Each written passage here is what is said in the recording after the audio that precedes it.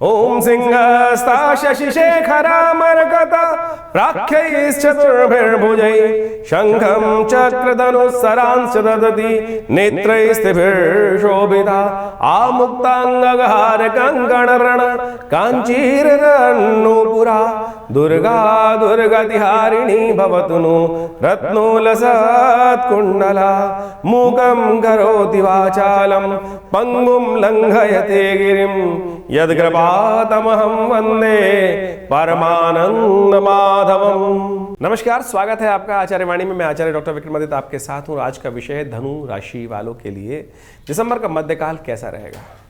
देखिए धनु राशि वालों, आपके लिए तो बहुत महत्वपूर्ण समय आरंभ हो रहा है दिसंबर का मध्यकाल, क्योंकि सूर्य परिवर्तन होकर आपकी राशि में ही आ रहे हैं और ये दिसंबर के मध्यकाल में ही ग्रह योग बनने वाले हैं। और सूर्य का ये परिवर्तन आपके लिए कई प्रकार की नई शक्ति को सृजन करने के योग बनाने वाला है। लेकिन ध्यान रखना पड़ेगा, क्योंकि धनु राशि में सूर्य खरमास में खरमास आरंभ हो जाता है। सूर्य थोड़ा सा आत्मबल को कमज़ोर कर देते हैं, सूर्य स्वयं क्षीण हो जाते हैं खरमास में, कहा जाता है इसलिए क्योंकि सबसे शॉर्टेस्ट ऑर्बिट होती है सूर्य की उस समय में, जो सूर्य रात का दिन छोटा हो जाता है, रात का समय बड़ा हो जाता है। सूर्य की कांति भी कम हो जाती है, सूर्य की चाल छोटी छोटी पड़ जाती है। तो ऐसे में इसके लिए विशेष तौर पर आपको खास उपाय करने की ज़रूरत पड़ेगी। यदि आप चाहते हैं कि बाकी सब नक्षत्र ग्रह समय जो चल रहा है, बृहस्पति इत्यादि का शुभ योग जो आपके लिए बना हुआ है, उसका पूर्ण लाभ आपको मिले, तो आपको विशेष तौर पर ध्यान रखने की ज़रूरत है। सिलसिलेवार तरीके से समझ लीजिए, इन दिनों धनु राशि वालों के लिए ग्रह नक्षत्र जो है, सूर्य का निष्बल होना, मंगल का आपका कमज़ोर होना, साथ साथ बृहस्पति का आपके छठे भाव में बैठना, ये कहीं ना कहीं आपके लिए बहुत सावधानी के साथ चीज़ें चलाने के योग बनते हैं। नहीं तो आपके साथ ऐसा योग हो सकता है कि लोग आपको जैसे दूध से मक्खी निकाल देना, ऐसा योग बन सकता है। तो हर चीज़ में थोड़ा सा इमोशनली अपने आप को थोड़ा सा बैलेंस करते हुए चलने की ज़रूरत पड़ेगी। थोड़ा ग्रह भारी चलते दिखाई दे रहे हैं और आप भी इनिशिएट कम लेते दिखाई दे रहे हैं। सिलसिलेवार तरीके से समझें। देखिए परिवर्तन का योग है, बुध भी परिवर्तन की तरफ जा रहे हैं, बुध उदय होते दिखाई देंगे, मार्गी होते दिखाई दे रहे हैं।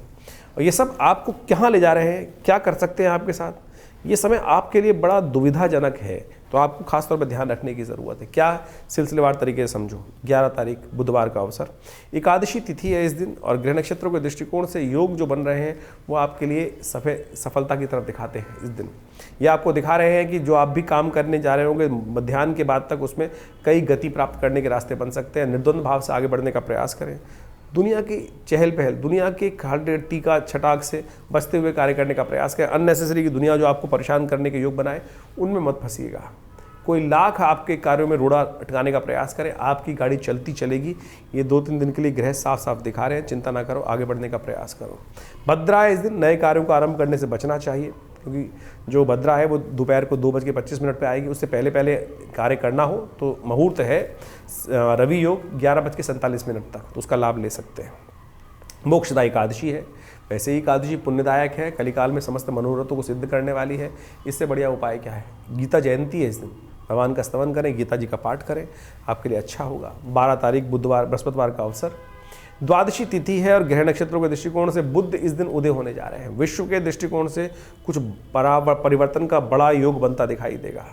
चाहे बाजार हो, चाहे मार्केट हो, चाहे शेयर हो, चाहे किसी भी चीज़ में कुछ ना कुछ महत्वपूर्ण परिवर्तन के योग बनते दिखाई दे रहे हैं इस दृष्टिकोण से। लेकिन आपके लिए ये परिवर्तन थोड़ा सावधानी भरा होगा। महत्वाकांक्षा को बढ़ाने की कोशिश करेंगे, बड़ी छलांग कहीं झटका दे सकती है, ध्यान रखते हुए कार्य करने की ज़रूरत है। भगवान विष्णु का स्तवन करें, भगवान विष्णु को भोग लगाएं, क्योंकि व्यंजन द्वादशी भी है इस दिन।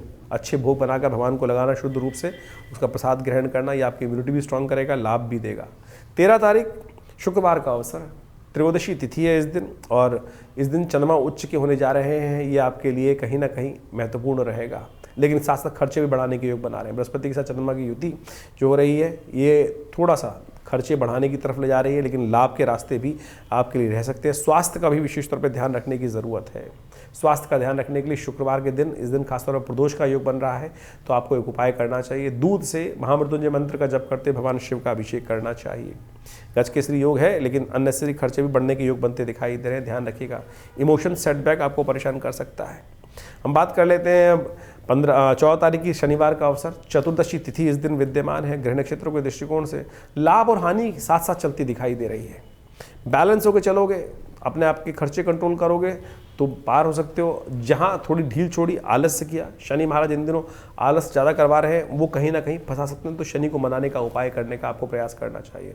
सत्य व्रत है, भगवान शिव सत्यनारायण की कथा करें, ओम नमो नारायणाय, इस मंत्र का जप करें। नया कार्य करने के लिए सर्वार्थ सिद्धि योग भी बना हुआ है, तो आप कर सकते हैं। 15 तारीख रविवार का अवसर, पूर्णिमा तिथि है इस दिन, साथ साथ संक्रांति का योग बन रहा है, रविवार है, हृदय नाम का योग बन गया। संक्रांति और रविवार हृदय नाम का योग देती है। आप समझे, देखिए जहाँ दुविधा है कि सूर्य परिवर्तन की तरफ जा रहे हैं, धनु राशि में आ रहे हैं और ये परिवर्तन सूर्य कमज़ोर है, तो उसको ठीक करने का रास्ता भी बन गया है, क्योंकि रविवार के दिन ये योग बना, हृदय नाम का योग बना। हृदय नाम के योग के दिन यानी संक्रांति और रविवार हृदय नाम का योग का निर्माण करते हैं। कहा जाता है कि इस दिन सूर्य के समस्त दोषों को ठीक करने के लिए गायत्री का जप कर लेना चाहिए। तो धनु राशि वालों, हृदय नाम का योग का लाभ मिल जाएगा आपको। संक्रांति जो आपकी राशि में जो बन रही है, वो विशेष तौर पर सूर्य आ रहे हैं आपके लिए, इसको सूर्य को बल देने के लिए अवश्य गायत्री का यज्ञ करें, गेहूं का दान करें और नित्यपति सूर्य को पीला पुष्प डाल के अर्घ्य दीजिए।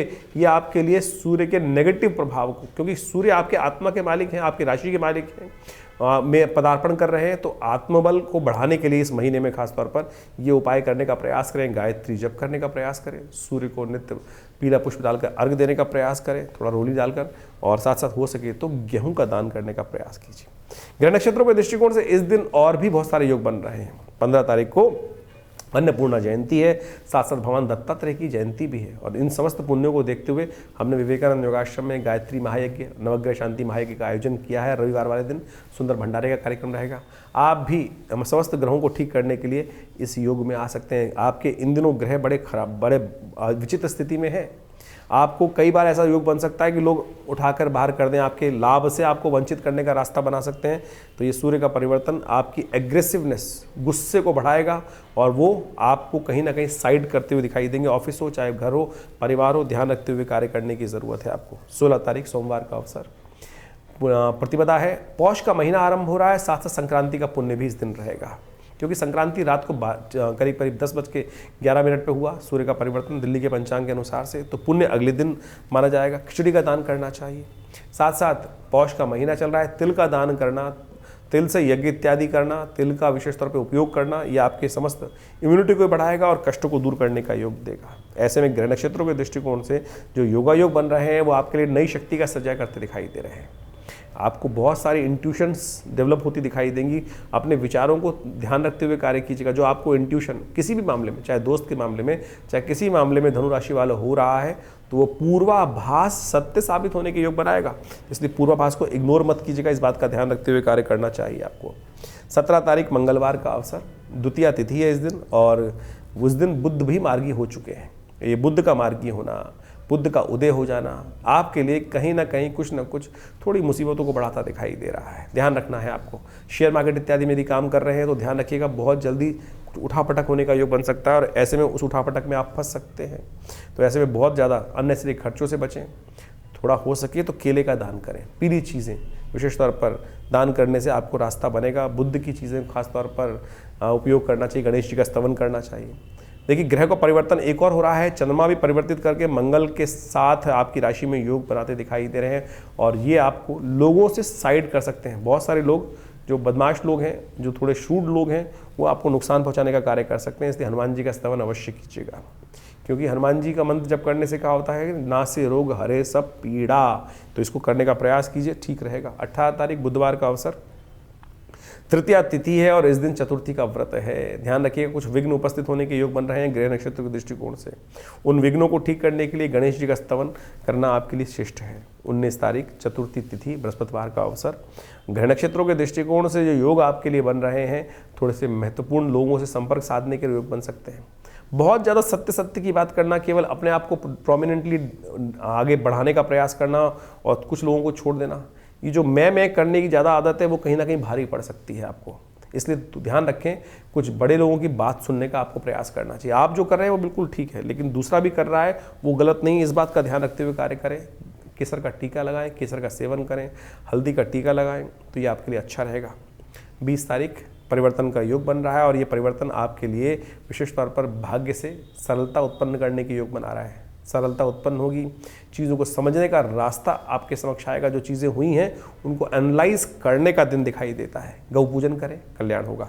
दिसंबर का मध्यकाल जो है विशेष तौर पर आपने भी समझा कि ग्रहों का योगा योग किस प्रकार का बन रहा है, कई ग्रहों का परिवर्तन का योग बन रहा है, और इस बार संक्रांति और पूर्णिमा दोनों के दोनों विशेष तौर पर योग बना रहे हैं एक विशेष प्रकार का। देखिए, विश्व के दृष्टिकोण से योग अच्छा नहीं माना जाता। पूर्णिमा और संक्रांति यदि एक दिन पढ़ें तो कोलाहल का योग बनता है, शास्त्र के दृष्टिकोण से कहा गया है इस प्रकार से, और विश्व में आप देख ही रहे हैं किस प्रकार का योग बना हुआ है। साथ साथ इस बार जो वक्र गति से चलते हुए बुध मार्गी हो रहे हैं, वो विशेष तौर का योग एक और बनाने का स्थिति उत्पन्न कर रहे हैं कि जो मार्केट, जो शेयर मार्केट इत्यादि में जो कार्य करते हैं, वो ध्यान रखने का कार्य करना चाहिए उनको कि मार्केट का रुख एकदम पलट सकता है, यानी एकदम कुछ ऊपर नीचे होने का योग बन सकता है। खासतौर पर आपको उसका ध्यान रखना चाहिए।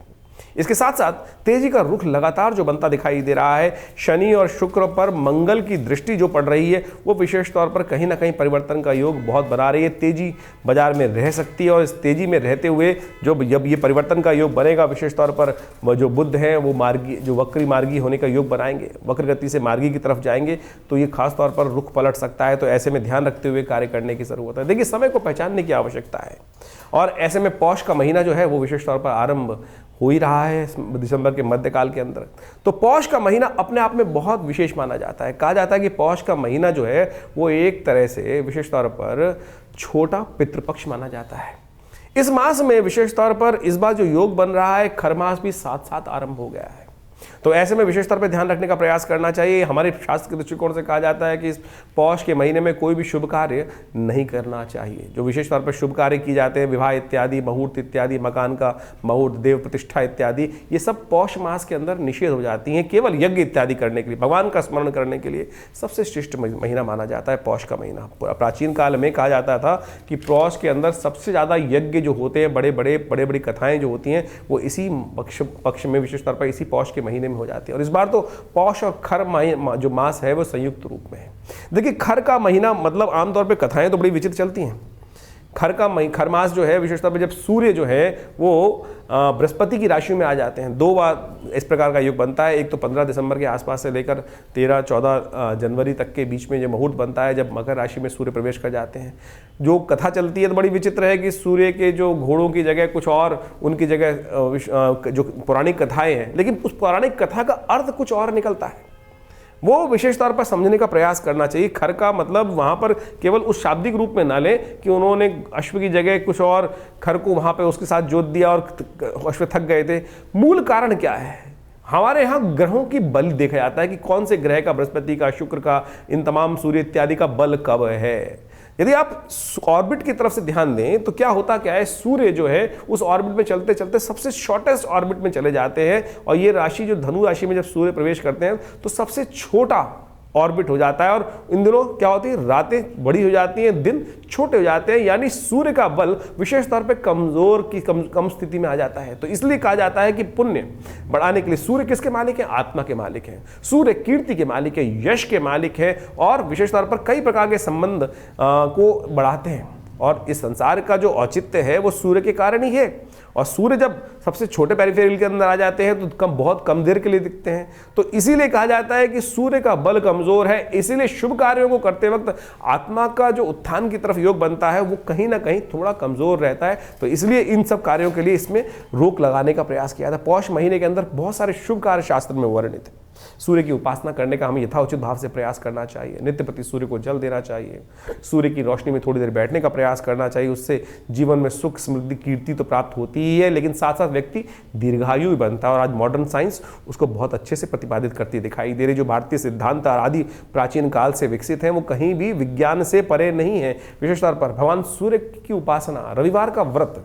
देखिए, होता क्या है कि सर्दियों के अंदर आमतौर पर बहुत ज़्यादा खाना खाया जाता है, तो थोड़ा सा आपके उधर को भी थोड़ी शांति प्राप्त होने का प्रयास करना चाहिए। तो हम उसको कोरिलेट करने का प्रयास कर रहे हैं। तो शास्त्र के दृष्टिकोण से जो पौष के महीने का ये विज्ञान बताया गया, इस बार तो पौष और खर मास दोनों एक साथ जो योग बना रहे हैं, तो कम से कम आपकी राशि के दृष्टिकोण से आपको कम से कम इस बात का भी ध्यान रखना चाहिए कि सूर्य को बल दें। तो आपकी राशि से सूर्य का जो संबंध है वो विशेष तौर पर हमने आपको बताया ही। तो आपको ध्यान रखते हुए क्या करना चाहिए, रविवार का उपवास रख सकें, घ्रीम सूर्य आदित्याय नमः इस मंत्र का जप कर सकते हैं। और विशेष तौर पर इस पौष के महीने में उनका एक विशेष नाम है भग। और उस स्वरूप में उनका पूजन करने से, ओम भगाय नमः इस मंत्र का जप करने से, ओम घृणी सूर्य आदित्याय नमः इस मंत्र का जप करने से समस्त प्रकार के कल्याण के योग बन जाते हैं। कहा जाता है कि इस महीने में पाचन क्रिया को ठीक करने के लिए सिद्धांत बनाया गया कि तिल का सेवन करें, और खासतौर पर खिचड़ी का भोग भी भगवान को भी लगाया जाता है, और खासतौर पर उसका सेवन भी करने का शास्त्र में नियम बताया गया है। उड़द की दाल और चावल का योग करते हुए, तिल का खासतौर पे उपयोग करते हुए यदि आप करेंगे तो क्या होगा, सर्दी भी कम लगेगी, इम्यूनिटी भी स्ट्रांग हो जाएगी, पाचन क्रिया ठीक रहेगी, तो इससे बहुत अद्भुत रूप से लाभ प्राप्ति के योग भी बन जाते हैं। खर मास में एक विशेष तौर पर देखिए सूर्य का संबंध खास खर मास में है, और कहा जाता है भगवान विष्णु की सुंदर आराधना करें, ओम नमो नारायणाय इस मंत्र का यथाउचित भाव से जप करें। तुलसी का पूजन करना समस्त प्रकार के कष्टों को दूर करने का योग बनाता है। तो खर मास में नित्य प्रति इस बात का ध्यान रखना चाहिए, शाम के समय भगवान भगवती का खासतौर पर ध्यान करते हुए उनके समक्ष एक दीपक प्रज्वलित करते हैं, उनकी एक प्रदक्षिणा लगा लें। ये विशेष उपाय कर लेने से कई प्रकार से कष्टों को निवारण करने का योग बन जाते हैं। ध्यान रखें, खर मास में सूर्य कमजोर है, वाद विवाद में नहीं फंसना चाहिए, और तामसिक भोजन करने से प्रहार करना चाहिए। आमतौर पर हमारी जो संस्कृति है यहाँ पर तामसिकता है ही नहीं, विदेश में तो आमतौर पर हर जगह तामसिकता ही तामसिकता भरी पड़ी है। तो इसलिए इस बात का ध्यान रखते हुए कि सूर्य का बल कमजोर होने के कारण से इस महीने में, खर मास में और खासतौर पर पौष के महीने में जो कहा जाता है कि उसका ध्यान रखते हुए कार्य करना चाहिए। उसके बाद मकर संक्रांति आती है, नई शक्ति का संचार हो जाता है। तो आप इन सब चीज़ों को समझते हुए, यदि हमने जो पूरा विज्ञान आपके समक्ष उपस्थित किया, इस समझते हुए कार्य करेंगे तो देखिए बहुत अच्छा आपके लिए योग बनेंगे। बाकी हमने आपकी राशि के अनुसार से भविष्यफल तो बताया ही है, और ये कार्यक्रम हम आपके साथ लगातार रखते हैं। आपके प्रश्नों का समाधान देखिए, ज्योतिष के दृष्टिकोण से कई प्रकार से मतांतर से जो भविष्य फल बताने का तरीका है, आपकी राशि के दृष्टिकोण से भी, नाम के दृष्टिकोण से भी, न्यूमरोलॉजी के पॉइंट ऑफ व्यू से भी, आपके नाम के अक्षर भी बता सकते हैं कि आपका भाग्य कहीं ना कहीं, ये छोटे छोटे आयाम है ज्योतिष के अंदर, इन सबका बड़ा अच्छा योग है। लेकिन हम कई लोग केवल न्यूमरोलॉजी को ही पूरी ज्योतिष के रूप में उपस्थित कर देते हैं। तो ज्योतिष की जो गणनाएं हैं, जो हमारे विशेष तौर पर गणनाशास्त्र के अनुसार से जो बताया गया है, ग्रहों की योग इत्यादि के संबंध में बताया जाता है, उसका तो वर्णन किया ही नहीं जा सकता। लेकिन बाकी छोटी छोटी चीज़ें बहुत अच्छी हैं, महत्वपूर्ण हैं, उनका भी सहयोग लेते हुए हम आपके साथ लगातार बने रहते हैं, और बहुत सारी लगातार वीडियोज़ आपके समक्ष उपस्थित करते रहते हैं। हमारा आश्रम दिल्ली में इस सब चीज़ों में बहुत अच्छा शोध कार्य पिछले करीब 50-60 सालों से कर ही रहा है। आचार्य श्री केशव देव जी महाराज के सानिध्य में हमने भी समस्त शिक्षा दीक्षा ग्रहण करने का प्रयास किया, और बाल्यकाल से पिताजी के सानिध्य में रहते हुए बहुत सारे शोध करने का अवसर मिला, चाहे वो मुद्रा विज्ञान हो, चाहे वो भारतीय संस्कृति के संबंध में और भी बहुत सारे मंत्र विज्ञान, यज्ञ विज्ञान, और उन्हीं सब में हमने पूरे विश्वास के साथ सीखा, समझा।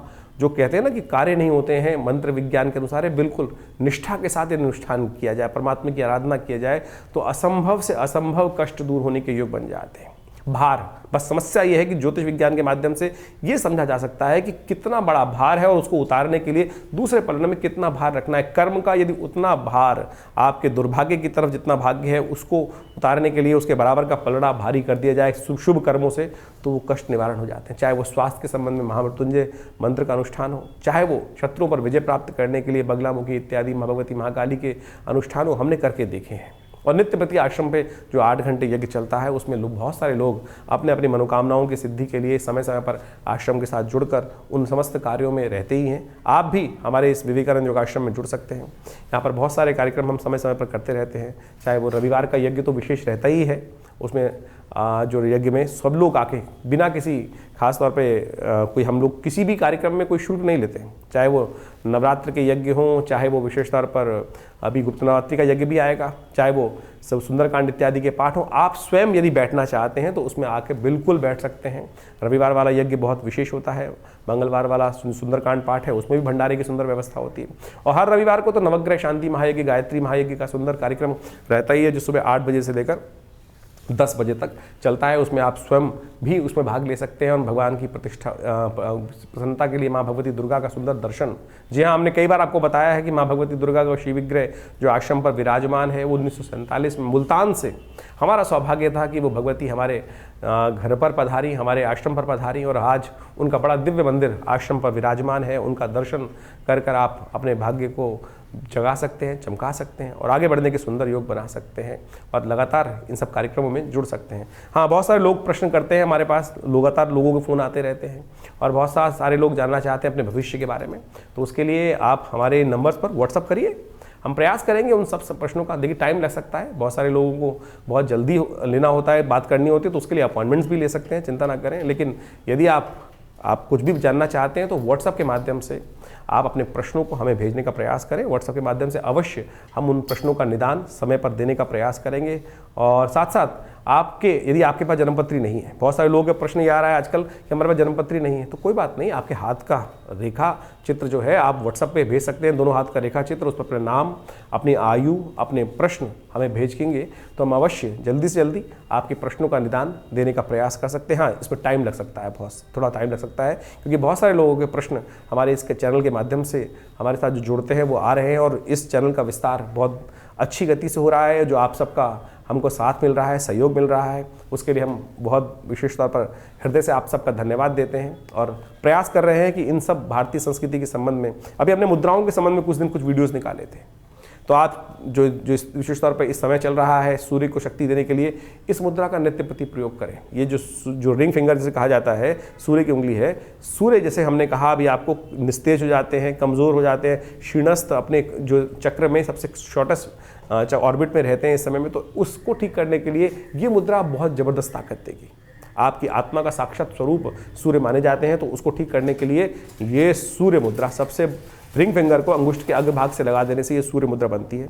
इसका नित्य प्रति प्रयोग कम से कम दिन में 5-5 मिनट करके 45 मिनट यदि प्रयोग करेंगे तो नहीं आवश्यकता पड़ेगी आपको कोई नग पहनने की, कोई और कार्य करने की। यही शरीर के स्विच जो है आपके बहुत से कष्टों को दूर करने का योग बना सकते हैं। अभी बहुत जल्दी नववर्ष आ रहा है, नववर्ष आपके लिए कैसा रहेगा उसके लिए हमने एक पूरा वीडियो आपके साथ रखा है, और उसमें पूरी तरह से ग्रहों की अवस्थाएं किस प्रकार की हैं, क्या है, वो सब हम आपको बताने का उसमें प्रयास किया है हमने, और आप लगातार हमारे साथ जुड़ सकते हैं। बहुत सारे लोग एक बात और समझ रहे, हमारे नाम से बहुत सारे लोग कई बार कहते हैं कि हमने आचार्य जी को जन्मपत्री दिखा के हम फ़ोन में बात करिए, देखिए अपॉइंटमेंट लेके बात करेंगे तो बहुत अच्छा रहेगा।